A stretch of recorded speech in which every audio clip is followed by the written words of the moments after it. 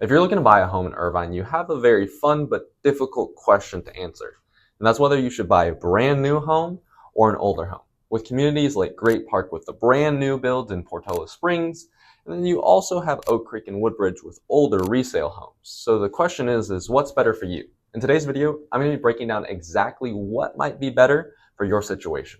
But first, I am a realtor here in Irvine, so if you are looking to buy, rent, or sell a new or old home, make sure you reach out to me. All my information will be in the description below. I'll also put my number right here to make it easier to give me a quick text or call. But now we'll get back into the video.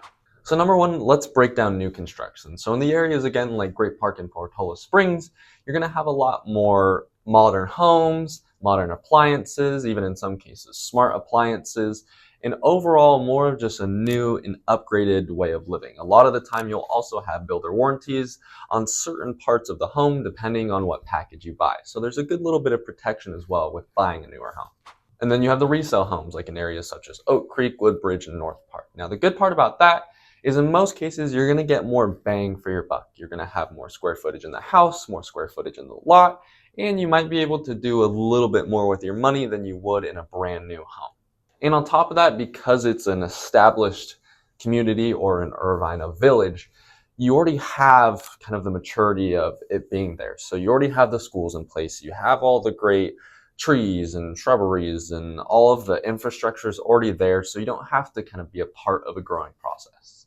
But what people don't realize about buying new homes is the hidden costs. Now, let's say you want to buy a $1 to $1.2 million in Great Park, which is kind of low to mid-entry depending on what you're looking for. You might be able to pay that $1 to $1.2 million. However, what you don't realize is you're probably going to have an extra $800 to $1,200 a month in different costs such as HOA and Mello-Roos. HOA, Homeowners Association, the bills are going to be higher because you have all of the fantastic amenities and everything's all brand new.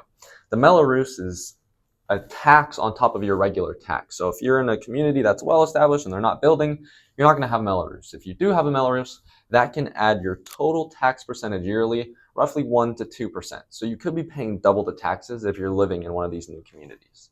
Compare that with a similar priced home in an older neighborhood. After 5 years or so, you could be looking at $40,000 to $60,000 more in savings.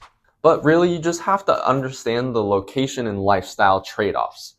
The great part about living in Great Park, in Portola Springs, and the new communities is you have a very vibrant lifestyle. It's building, so you're also going to have a little bit more of a younger crowd, even though they do have a lot of schools that they're building out. So it's kind of a mid-age range for Irvine, 30 to 40 is kind of like the biggest demographic, but you're going to have 1,000 things to do. The only thing is you're going to be very far south in Irvine. So if you need to get to the Tustin Marketplace, the Irvine Business Center, or the beaches, you're going to have, 30 to 40 minute drive depending on the traffic. And if you're someone who doesn't want to deal with being too far from kind of everything else that Irvine has to offer, then it might not be the best scenario for you. And vice versa, living in the older communities that are more north and west, the good part is you are right next to the business district, you're right next to the beaches, so you're going to have a little bit better of a location outside of the actual community. So you're probably not going to have the perks and amenities of the great pools, libraries, and gyms, but you have everything that the actual city has to offer a lot closer.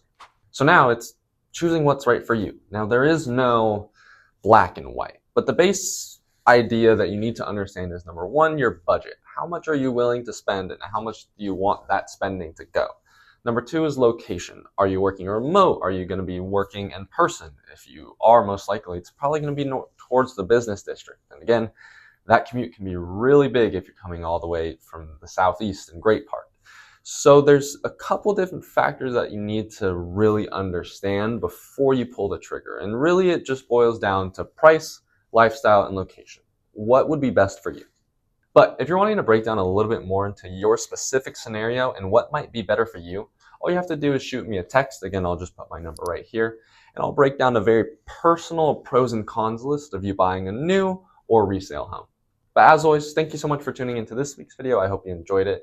Before you head out, make sure that you subscribe because every single Friday I release a video like this detailing the benefits of home ownership and how to buy a home. So make sure you don't miss out on that. But as always, thank you so much for tuning into this week's video. I can't wait to see you in the next one.